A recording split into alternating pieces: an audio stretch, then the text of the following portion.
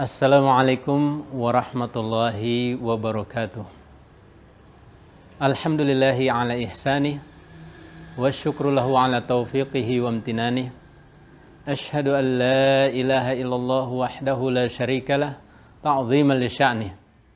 Wa ashhadu anna Muhammadan abduhu wa rasuluh ad-da'i ila ridwanih wa ala alihi wa sahbihi wa ikhwanih. Para pemirsa yang dimuliakan Allah Subhanahu wa taala, kita bersyukur kepada Allah Subhanahu wa taala karena Allah masih memberikan kita dua nikmat yang luar biasa. Yang pertama adalah nikmat kesehatan dan yang kedua adalah nikmat kesempatan. Dua nikmat di mana kebanyakan manusia sering melalaikannya. Ni'matani maghbunun fihi makatsirun minan nas. As-sihhatu wal faragh. Dua nikmat yang banyak manusia melalaikannya, yaitu nikmat kesehatan dan nikmat kesempatan. Ada orang yang punya kesempatan tapi tidak sehat, dia tidak bisa beraktivitas apa-apa. Ada orang sehat, ada orang yang memiliki kesehatan tapi tidak punya kesempatan, juga tidak bisa berbuat apa-apa. Maka sepantasnya dan seharusnya kita bersyukur kepada Allah SWT dengan dua nikmat ini. Salawat mengiring salam kepada junjungan alam Nabi SAW yang kita sama-sama cintai. Nabi akhir zaman, beliaulah yang membawa manusia dari zaman yang gelap kepada zaman yang terang penuh dengan ilmu. Pemirsa sekalian yang dimuliakan Allah Subhanahu wa taala, semua kita sadar bahwa sehat adalah sesuatu yang selalu kita cari. Siapapun dari kita, bahkan orang yang bekerja keras pun, pasti dia menginginkan agar fisiknya sehat.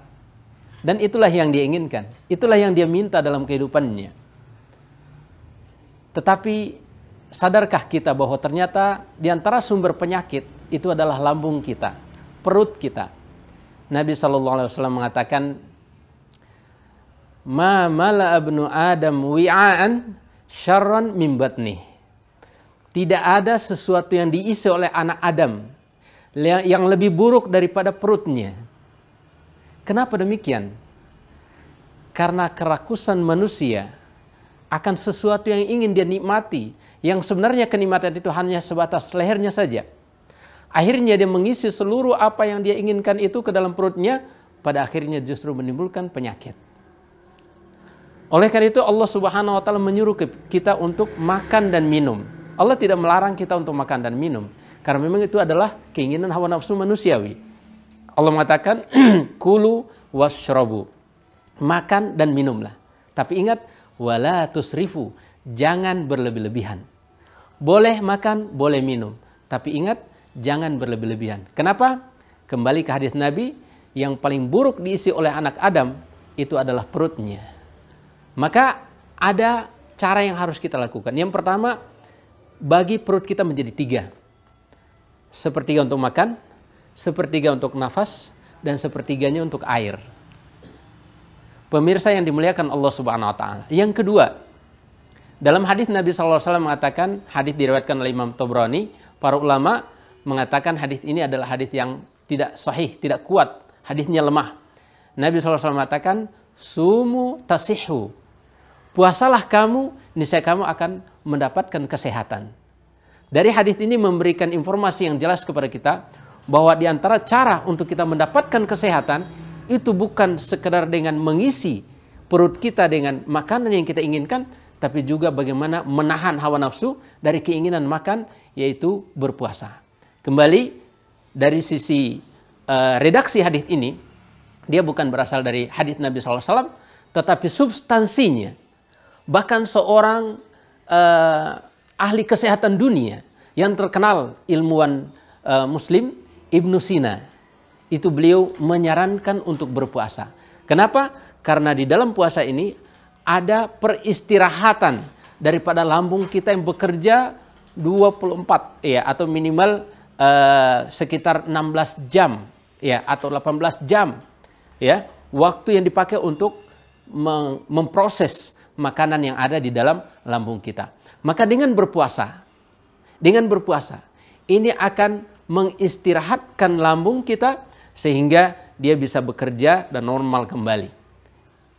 Satu hal yang luar biasa. Ketika orang-orang yang kita saksikan mereka tergelepar di rumah sakit, ingin melakukan operasi, apa yang disarankan dokter?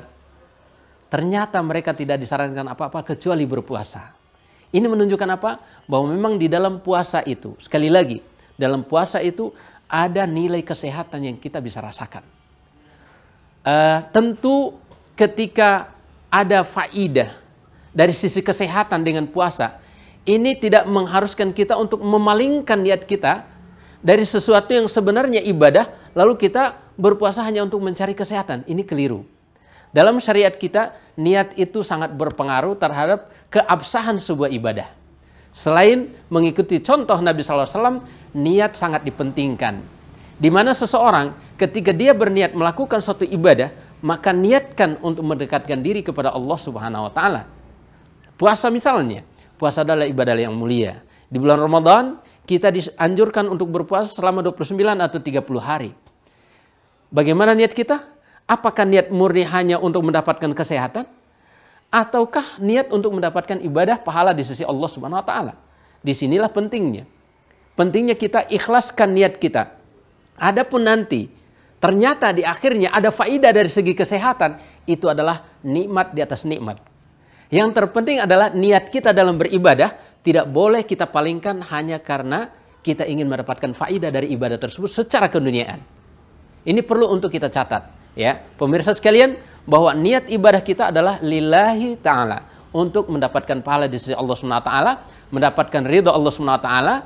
Faedah keduniaan yang bisa kita dapatkan itu adalah tambahan nikmat di atas nikmat Allah Subhanahu wa Ta'ala.